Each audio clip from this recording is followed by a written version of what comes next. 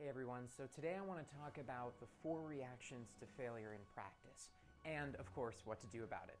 Now, this comes straight from chapter 1 from my book, Treat or Be Treated, so definitely check it out if you want to read more about this. But the first thing I want to talk about is, when we first start talking about failure, you read a lot about how people fail and they either come back from it or they don't, and oftentimes there's no talk of, what happens when the failure first happens, and how to actually deal with that, because it's going to happen throughout the life cycle in your practice. For example, you might be credentialing and, in the middle of your credentialing process, you might get a rejection notice from an insurance company saying, we're not going to approve your credentialing. And you might have done everything right. And so that can be an incredible, first failure for you to run into. So we want to make sure that we actually respond the right way to those situations. So the first thing we want to talk about is, how do most people respond?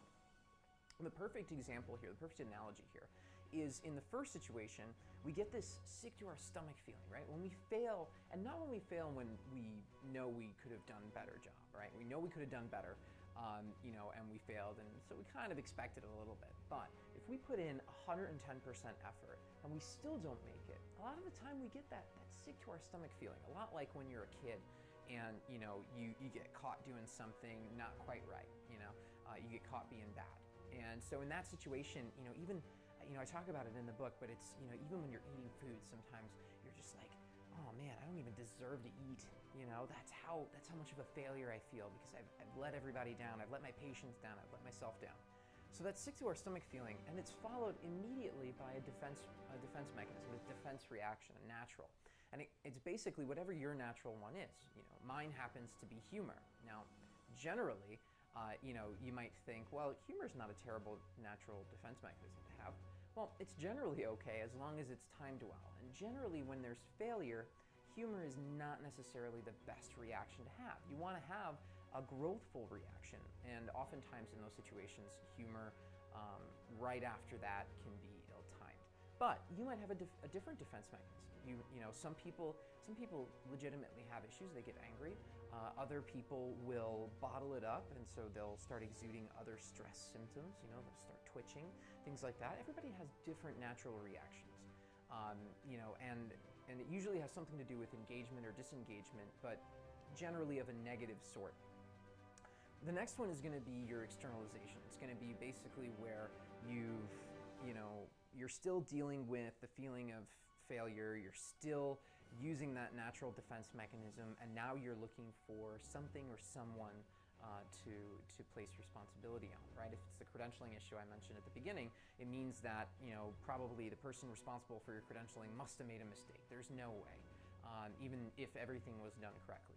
If it's your patient no-show rate is increasing, well, it must be my front office. They don't know what they're doing. I have to blame everybody else. And it's that lead from behind mentality, but it's a natural reaction to have. But generally externalization, can be a really painful thing, because it naturally leads to the next thing, which is I then go and treat patients. And this, it's a difficult thing, because you feel like, all right, well, this isn't working, but in the meantime, I've got to make money, so I've got to see patients. The problem is, if you're looking to build a successful practice, you can't bring these first 3 reactions to the final one, which is your patient interaction, because you're bringing these first 3 things into the fold. And when you do that, you're actually going to start giving these habits to your patients. Because we have to remember that as leaders, as practice owners, as business owners, you are the reaction, you are the habit-forming leader that is giving the example to your staff and to your patients. So you imagine if you're blaming your staff for a mistake that they didn't make, but you're angry, what are they going to do the first time that a patient mistakenly does something by mistake? For example, fills out a form incorrectly. They might not overtly make a problem, but what if their defense mechanism is to make snarky comments about how they didn't fill out that form correctly? Imagine how your leadership can cause that kind of damage, because it happens. I've seen it happen. I've experienced it as a patient. Both in reality and as a ghost patient. You walk into a practice as a consultant, and you want to walk through the process, and you've been hired, and you don't want them to know You don't want the staff to know that you're in there to see how they're doing. And you see the habits that are coming across from these people, and they're not just one person, but it's the entire department. And you know that means that it's something to do with the leadership there. So the patient time is very painful here. So what we want to do, and this is where and what to do about it comes in, and we talk a lot about this in Treat or Be Treated, is we want to divert. As soon as you get that first sick to your stomach feeling, it's that feeling of just, oh God, I don't even deserve whatever I have. I don't deserve what I wanted in the first place. In that situation, the first thing you want to do is disengage. And we want to do that in a positive way. What I mean by disengage, I don't mean, become aloof and become, don't make sarcastic comments. Don't disengage to the point where you're antisocial. What I mean is disengage from the things that are going to lead to bad habits. So disengage from reacting the way that you think you might react. You feel a joke welling up at the wrong time, which is right after your initial feeling. Don't tell it. You feel like making a snarky comment about a staff member's efforts because you feel like they've made a mistake maybe. Disengage. Take a moment back, focus on the objective measures. And that's what disengagement really is. It means taking a step back from the emotion for a little bit and focusing on the objective measures. Some people are very good at this. Some people naturally focus on the objective. And so they generally will go to 1A. The problem is that they'll do 1A and then they'll go right back into number 2. What we want to do once we've disengaged and we're looking objectively at this, now we want to do some self-reflection. And that self-reflection is going to naturally be coupled with a recommitment.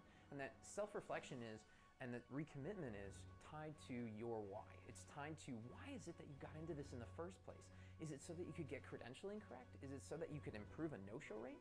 No, it was so you could save lives. It's so you could treat patients and take care of people, right? And so, and that's not even all. If you're owning a practice, that means that you're in it for more than that. You're in it because you wanted to be a leader. And if you wanted to be a leader, you've got to recognize that everything that you do is being watched to, is being listened to, and is being emulated to a certain extent. People are patterning themselves after you because most people are not leaders. And that's okay. And so in this situation, we want to self-reflect. We want to think about this situation as it pertains to our mission, to our why. Is it that big a hurdle to overcome now?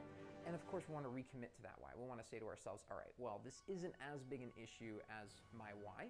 And so I'm committed to my why. I'm recommitting to that why. I want to save lives. And so I'm going to go back and I'm going to roll up my sleeves and get this done and make sure that it happens correctly. Even if it was done correctly the first time, I'm going to find out what it was that ended up getting me, set back here. Once you do that, go treat your patients.